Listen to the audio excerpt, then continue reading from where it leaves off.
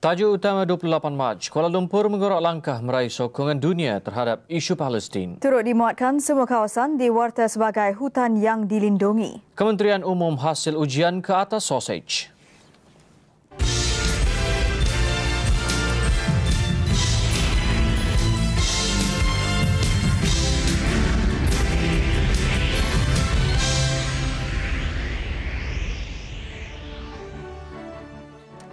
Assalamualaikum dan salam sejahtera.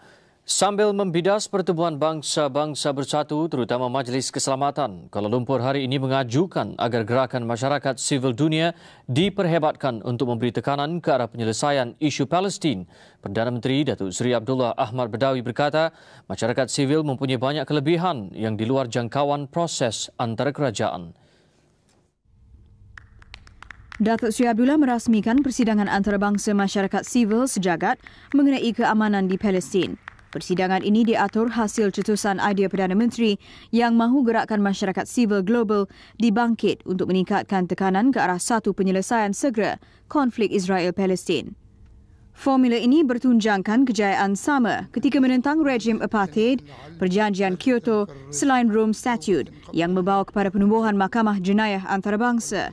Bagi Datuk Seri Abdullah, gerakan ini juga mengambil dua faktor yang mengganggu gugat proses damai di bumi Palestin. Firstly, I felt that the peace process was becoming stalemated and that international fatigue had begun to set in on the issue.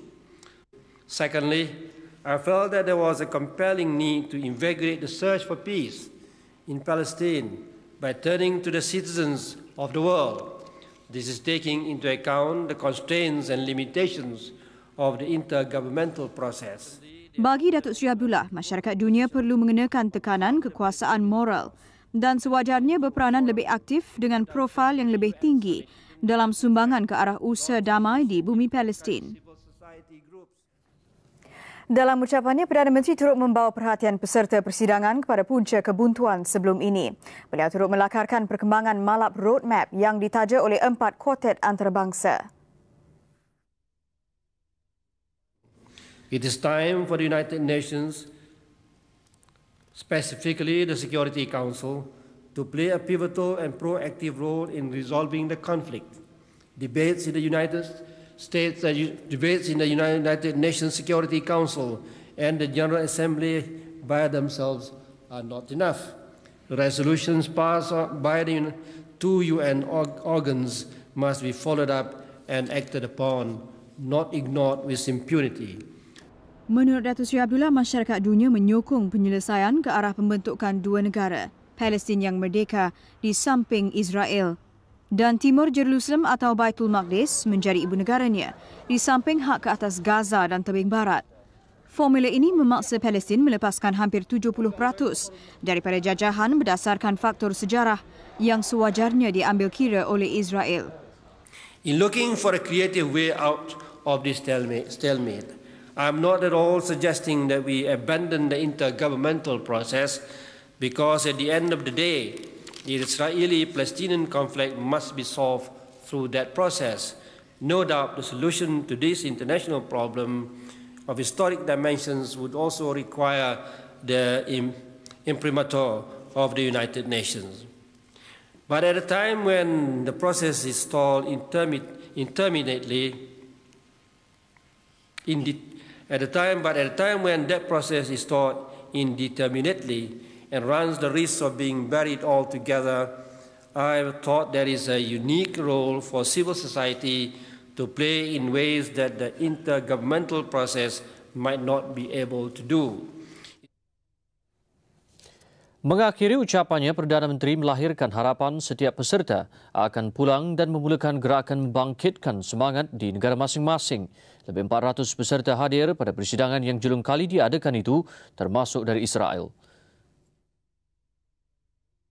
My earnest hope that beginning today in Putrajaya, civil society will be able to play an active, indeed proactive role in galvanizing international efforts for an early, lasting and just resolution of the Israeli-Palestinian conflict. I hope the initiative launched here in Putrajaya will be carried forward and further sustained by civil society organizations in other regions of the world, thereby establishing a global network of activists working together and in tandem with governments and pushing the peace process forward through its various stages. Perasmian oleh Perdana Menteri itu berlangsung lewat petang tadi. Persidangan 3 hari itu bermula pagi tadi dengan peserta persidangan diberi gambaran lebih jelas mengenai kebuntuan dalam proses damai di bumi Palestin. Ia termasuk apa yang didakwa omong kosong janji Presiden Bush untuk mewujudkan negara Palestin merdeka tahun ini.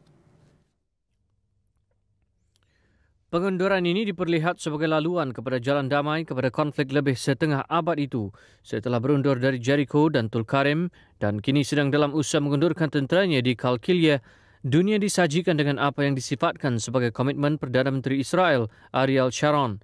Realitinya pengunduran dari kelima-lima bandar ini hanya mencakupi 17% daripada tebing barat. What Israel's really trying to do is it's trying to eliminate any Palestinian resistance and put more blame on the Palestinians in the case that there is resistance against Israel's occupation. So there really is no peace process. If there was peace, then you would see Israel withdrawing completely from all of the territories that it occupied since 1967. I, as an Israeli citizen, an Israeli peace activist, I have no confidence at all in Mr. Sharon.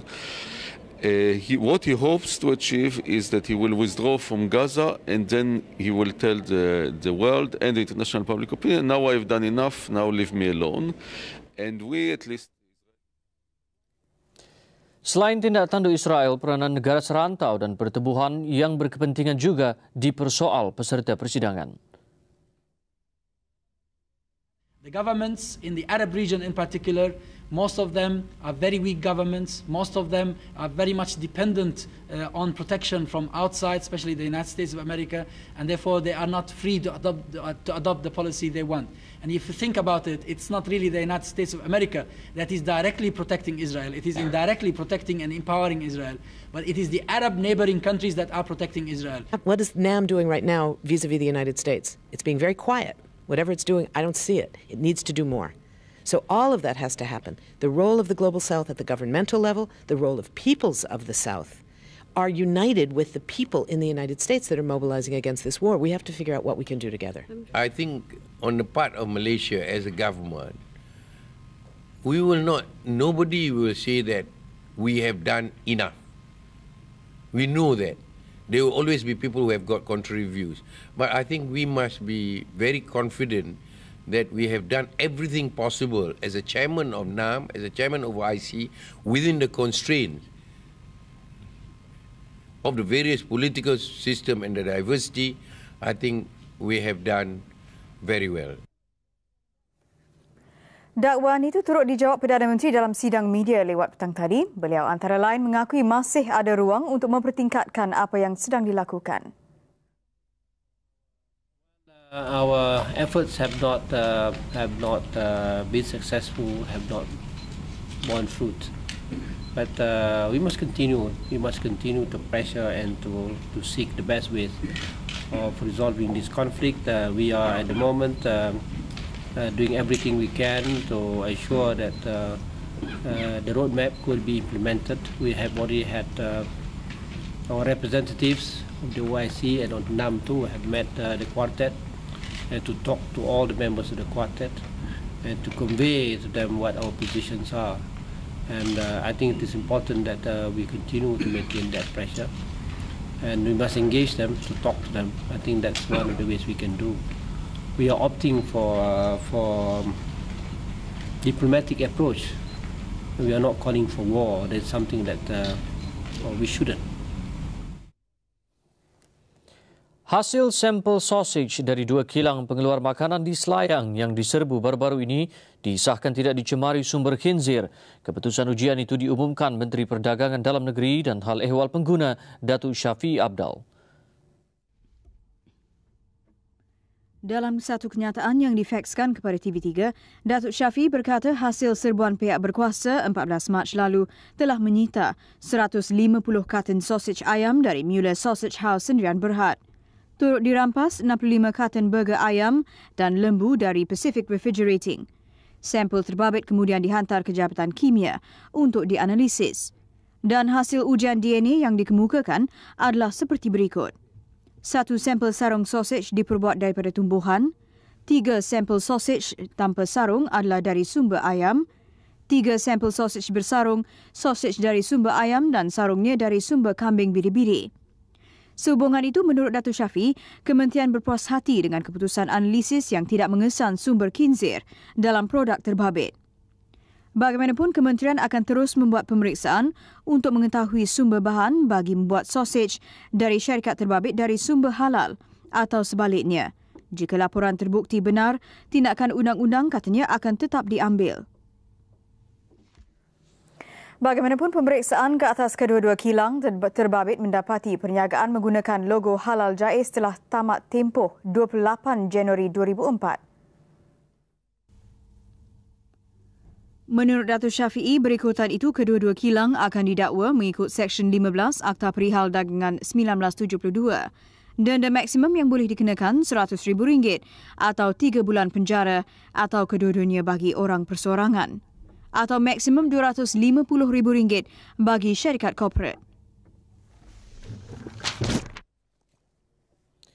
Dan ini reaksi Presiden Persatuan Pengguna Islam Malaysia PPIM, Datuk Dr. Makmur Othman yang turut menyertai serbuan ke atas kilang terbabit 14 Mac lalu.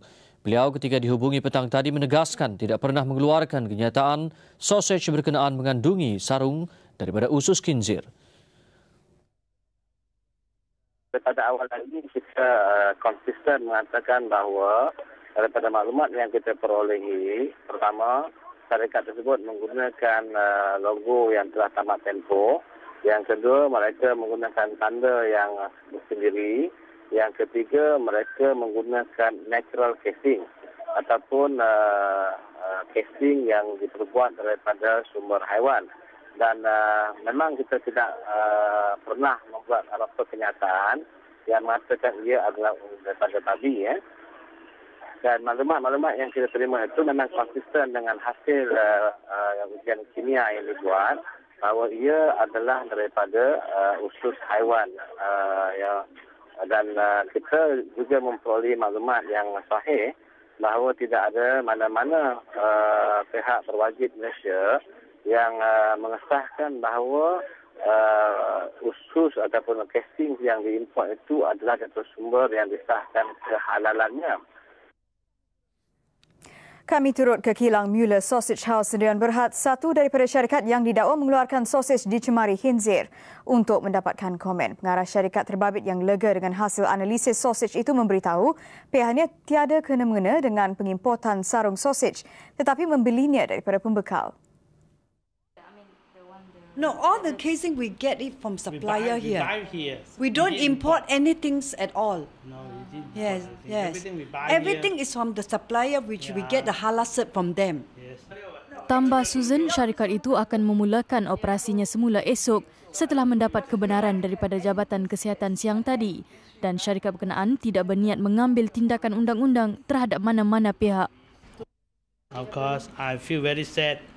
I lost a lot and I can't sleep the whole week because of these things, you see. And normally I'm going back home. Just because of these things, I stay back. My home is in Germany, and as long as all this is cleared, I'll be going back home. I'm a bit happy.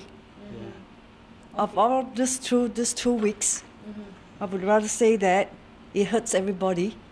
Right, and my customer especially. So I would like to let the customer know that now is everything clarified. Paparan jenayah serius seperti kes bunuh menghiasi kaca TV dan dada akhbar setiap hari tidak bermakna kadar jenayah meningkat. Timbalan Menteri Keselamatan Dalam Negeri Chia Kuang Chai memberitahu ahli parlimen jenayah serius menurun lebih 4% tahun lalu.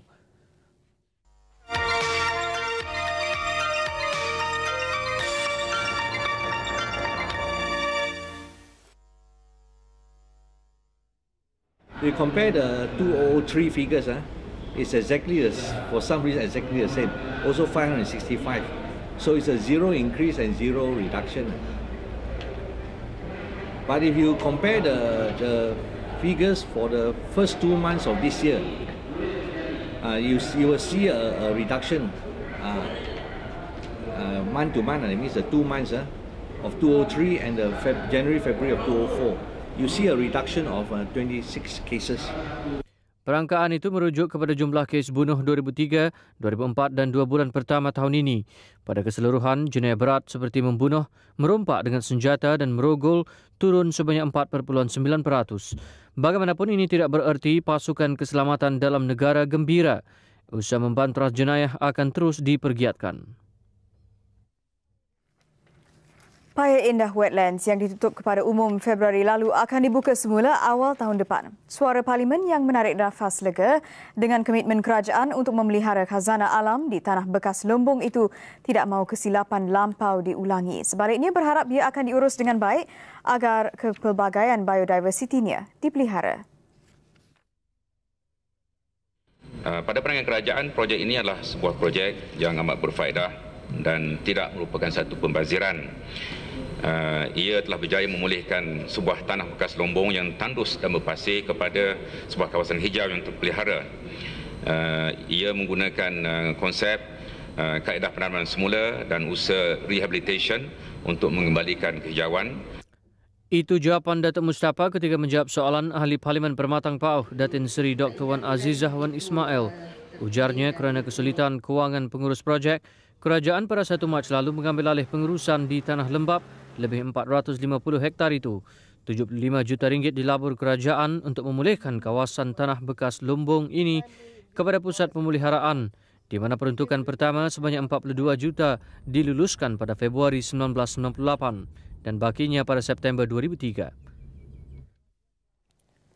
Kerajaan Kelantan akan siasat. Itu jaminan Timbalan Menteri Besar Ahmad Yaakob terhadap dakwaan berlaku kegiatan pembalakan tidak terancang di Kelantan, khususnya di Lojing dan Sokor.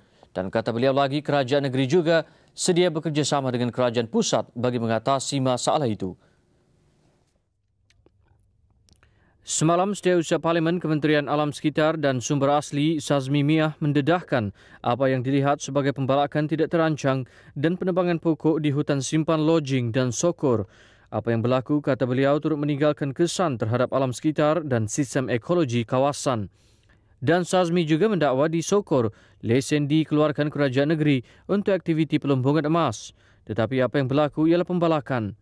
Hari ini Kerajaan Kelantan melalui Timbalan Menteri Besarnya Ahmad Yaakob memberi penjelasan mereka. Pejabat hutan tenda terlebih dahulu hasil kayu di dalam kawasan yang dilulus MC terlebih dahulu. Barulah selepas itu, selepas 6 bulan diberi kepada syarikat yang mendapat pajakan melombong. Ini semata-mata untuk mengelak daripada syarikat-syarikat yang memohong melombong untuk mendapat hasil kayu. Dalam pada itu, Menteri Kejeraya Datuk Seri S. Samivelu mengeluarkan arahan semua kawasan tadahan diwartakan sebagai hutan dilindungi. Katanya arahan itu dibuat kerana tekanan yang bertambah akibat pembangunan. Beliau berkata langkah itu akan melindungi kawasan tadahan daripada aktiviti pembangunan masa depan. Selain itu, peraturan penilaian kesan alam sekitar EIA akan disemak untuk mengetatnya. Menurut Datuk Seri Samivelu, kerajaan mengaku perlu mengurangkan penggunaan bahan bakar fosil. Ia turut melaksanakan dasar kepelbagaian bahan bakar, antaranya dengan mengelapasi tenaga diperbaharui sebagai bahan bakar kelima. Harta milik Koperasi Belia Negara disita. Laporannya sebentar lagi.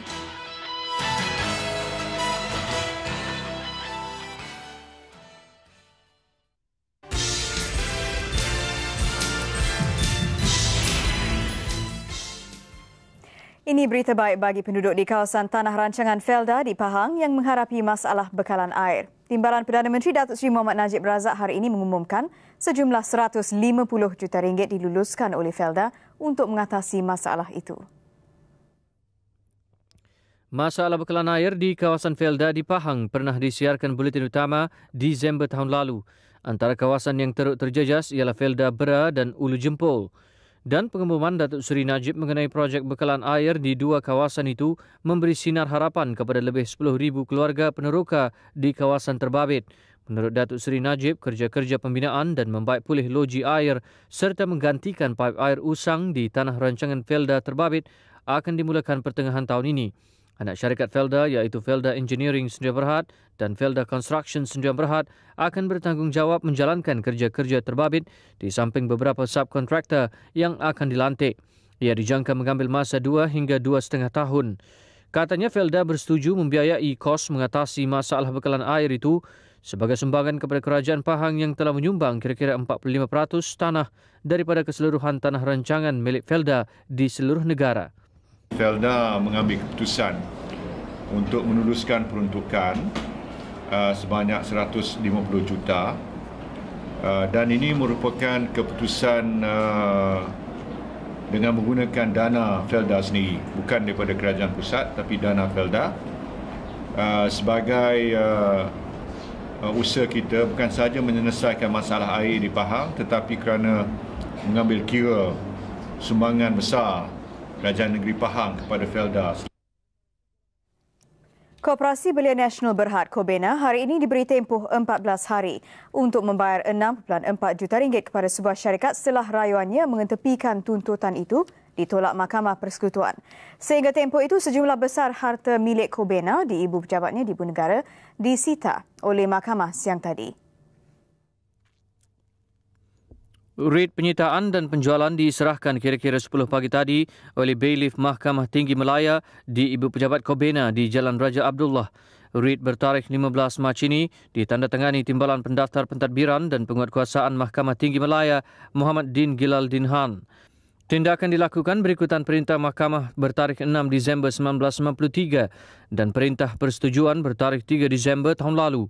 Storage Enterprise Port Klang Sdn Bhd mengambil tindakan undang-undang ke atas Kobena menggunakan perjanjian usaha sama dengan sebuah syarikat yang telah dibubarkan, Storage Enterprise Kuala Lumpur Sdn Bhd.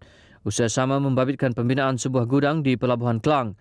Rayuan Kobena di Mahkamah Rayuan dan Persekutuan ditolak bagi mengenepikan tuntutan bayaran 10% hasil jualan dan sewaan gudang terbabit. Tuntutan keseluruhan berjumlah RM6,418,428.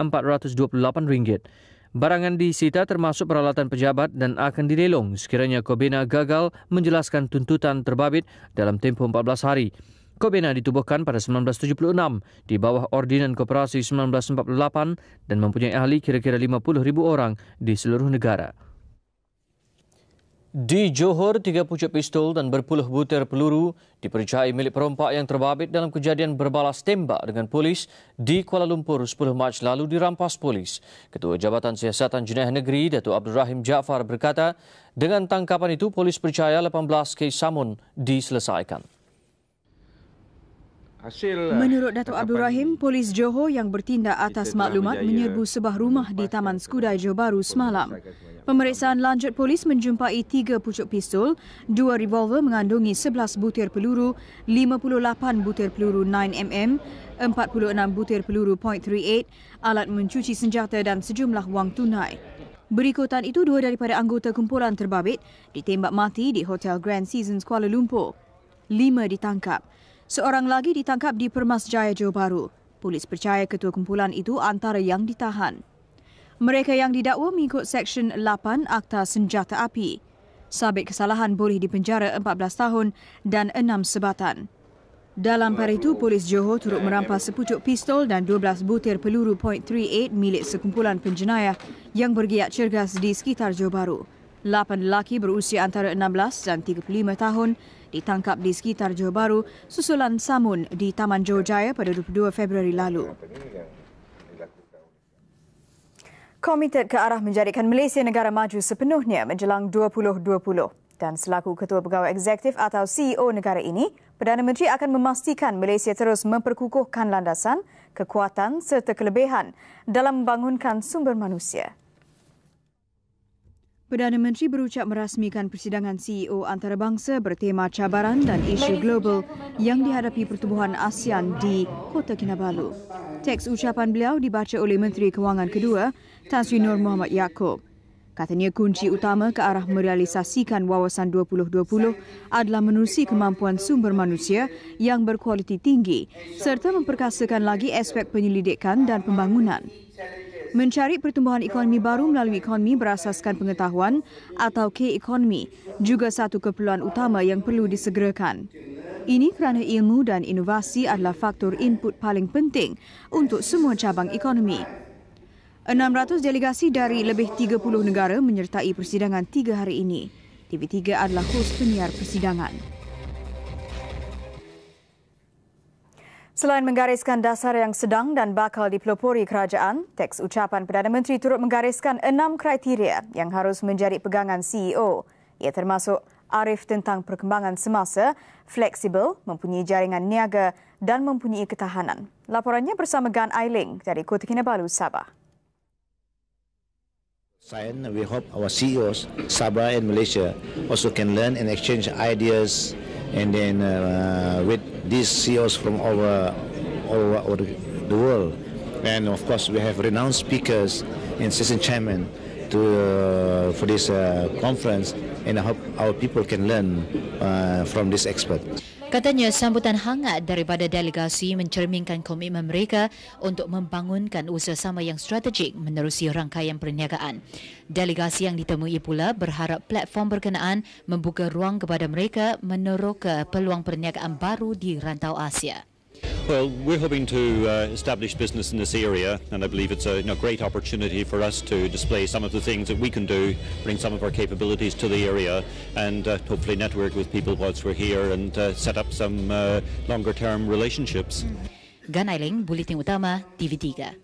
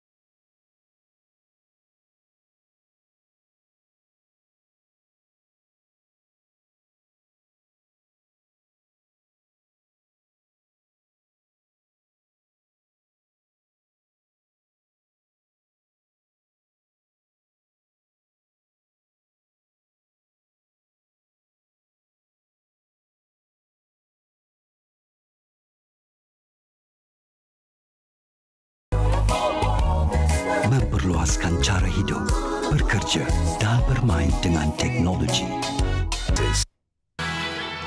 3 anggota bomba dan orang awam cedera ketika cuba memadamkan kebakaran ini. Nantikan laporannya.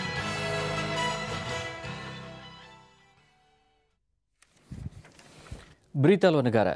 Letupan bom di Beirut Timur pada perayaan Easter semalam mencetuskan kebimbangan Lubnan akan kembali ke kancah perang saudara.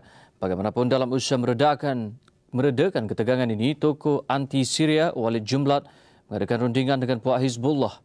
Pertemuan Jumblat dengan Sheikh Hassan Nasrallah ini diadakan selepas Beirut Timur yang didiami penduduk Kristian digegarkan letupan Sabtu lalu. Jumblat berkata puak Hizbullah harus kekal bersenjata sehingga Israel menyerahkan semula perkampungan Shiba. Dan isu senjata puak Hizbullah hanya akan dibincangkan selepas isu ini tamat. Pandangan Jumblat ini jelas bertentangan dengan dasar Washington yang mahu kumpulan ini meletak senjata. مجلس معادي للمقاومة ومعادي لسوريا. سوريا اليوم تنسحب. لجنة التحقيق أقرت. لكن هناك ثوابت وطنية.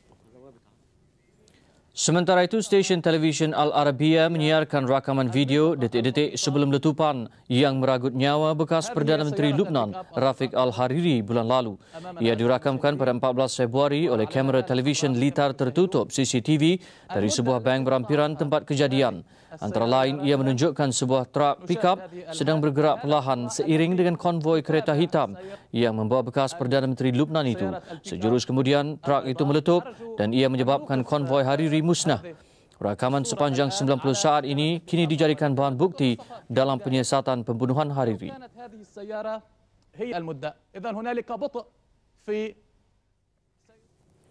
Pemimpin baru Kyrgyzstan cuba mengelakkan perpecahan di kalangan pembangkang negara itu selepas penyingkiran Presiden Askar Akayev minggu lalu. Bagaimanapun keadaan tetap tegang selepas tersebar kabar angin kemungkinan berlakunya perang saudara di negara Asia Tengah itu. Kekecohan sekarang berlaku apabila dua puak bertentangan di parlimen cuba mengambil alih kuasa selepas Akayev melarikan diri 24 Mac lalu. Tokoh pembangkang Kyrgyzstan Felix Kulov yang dilantik menjadi ketua keselamatan baru negara itu kini cuba memujuk anggota polis supaya kembali bertugas. Dia juga mengarahkan semua pencuri ditembak. Sehingga Khamis lalu, Kulov masih dipenjara atas tuduhan berunsur politik. Bagaimanapun dia dibebaskan pihak pembangkang selepas menyerbu bangunan pentadbiran kerajaan.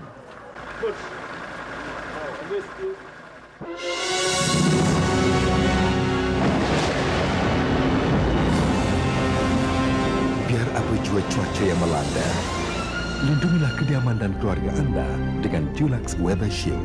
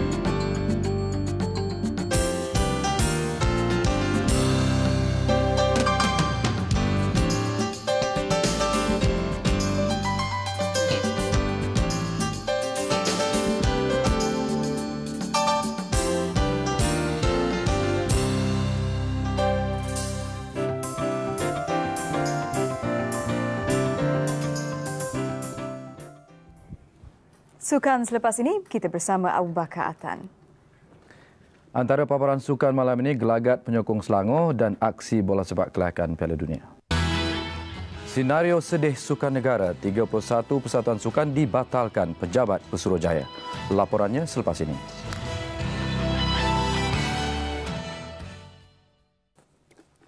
Salam sejahtera.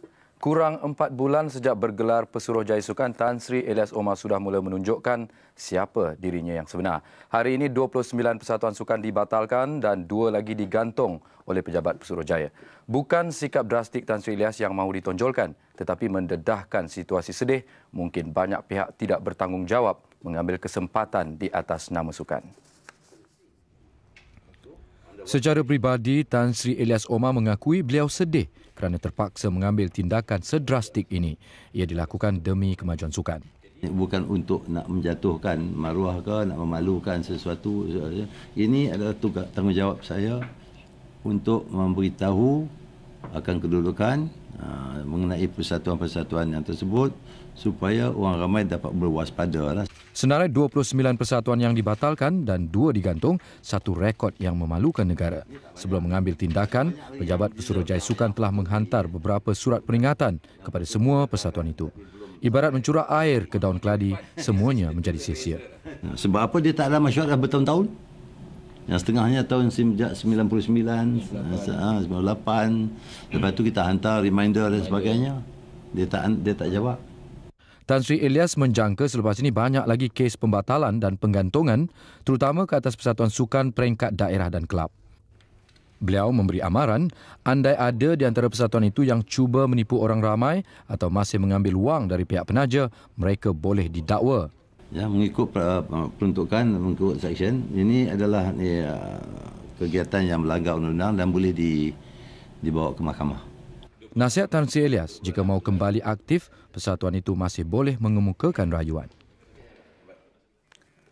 Itu tadi sikap persatuan, tetapi ini pula sikap peminat. Tumpuannya penyokong bola sepak Selangor yang dikatakan merusuh dan merosakkan tempat duduk Stadium Shah Alam. Seperti lazimnya, Persatuan Bola Sepak Malaysia FM hanya mampu membuat kenyataan mereka masih menunggu laporan insiden malam semalam. Tetapi tanpa menunggu FM, ramai yang menganggap tindakan penyokong Selangor agak melulu. Beginilah kerosakan yang ditinggalkan penyokong Selangor selepas berang dengan penangguhan perlawanan pasukan mereka menentang Melaka malam semalam. Sukar untuk memahami kemarahan mereka, enggan menerima perlawanan ditangguhkan kerana padang becak. Tetapi mereka ada alasan sendiri. Bagi saya, benda ni benda kecil je. Kalau orang cakap, tunggu sejam, perlawanan diteruskan, benda ni semua tak akan jadi. Mungkin segelintir penyokong Selangor puas dengan tindakan mereka. Namun pasukan mereka Selangor bakal menanggung padah hukuman FAM. Sesuatu penangguhan perlawanan itu adalah disebabkan pertama bencana alam yang boleh menjejaskan keselamatan pemain, pasukan dan penonton. Timbalan FAM Datuk Rizwan Syed Ahmad pula menyifatkan keputusan menunda perlawanan adalah tepat. Bagaimanapun insiden malam semalam perlu dipandang serius FAM supaya jelas dengan peraturannya menangguhkan perlawanan. Keputusan muktamadnya FM menetapkan Selangor bertemu Melaka di Stadium Shah Alam malam ini. Selangor kini berpeluang untuk kembali ke tangga teratas setelah pendahulu kumpulan A, MK Land, tewas 3-2 di tangan Kedah. Isu tanpa Akmal Rizal diketepikan seketika apabila Kedah menerima kunjungan MK Land. Penyokong di Stadium Darul Aman bagaimanapun gamam minit ke-10 apabila Mohamed Nordrus membuka jaringan MK Land. Kekecewaan itu bagaimanapun tidak lama. 2 minit kemudian Kedah menyamakan kedudukan melalui pemain import Gabriel Mendes. MK Land kembali di depan 2-1 dengan gerakan gol yang hampir sama daripada Mohamed Nordrus. Kekasaran Leong Hong Seng ke atas Shandel Samuel memberi sepakan penalti untuk Kedah. Mendes menyempurnakannya untuk mengikat kedudukan 2-2. Hasmawi Hassan muncul wira Kedah dengan gol kemenangan pada minit ke-76 sekaligus membolehkan pasukannya kembali mencabar pasukan teratas.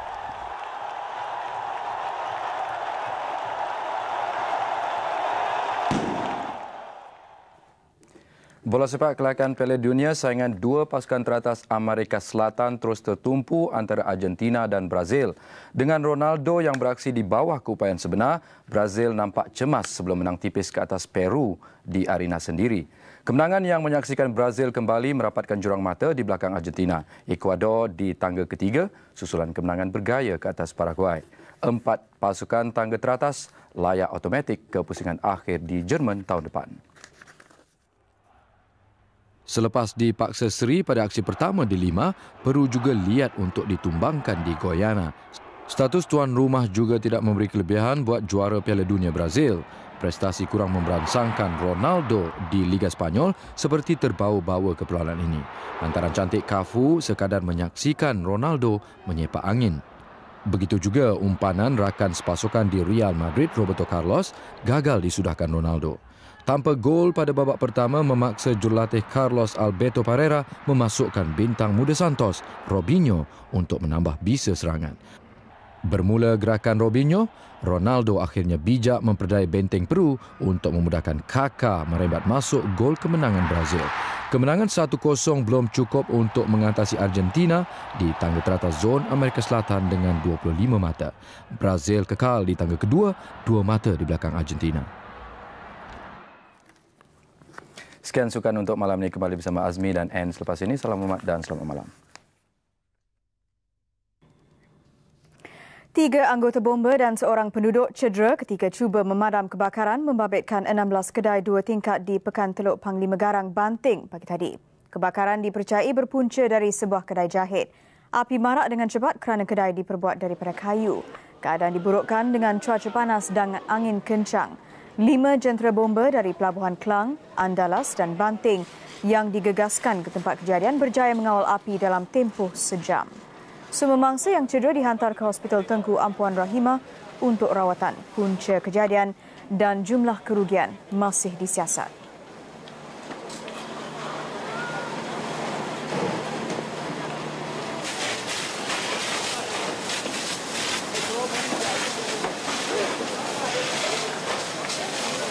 Ini kalau kita, ini semua tak ada. Hujan sudah parah, Pak. Tapi asal lah, semua atas kayu.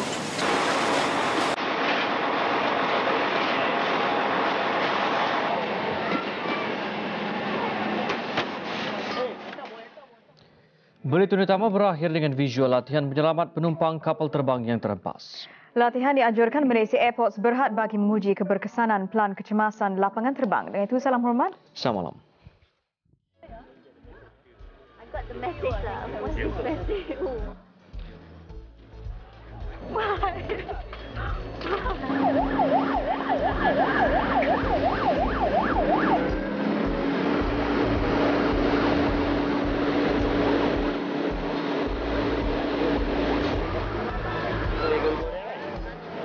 Ready to walk there and see the survivors.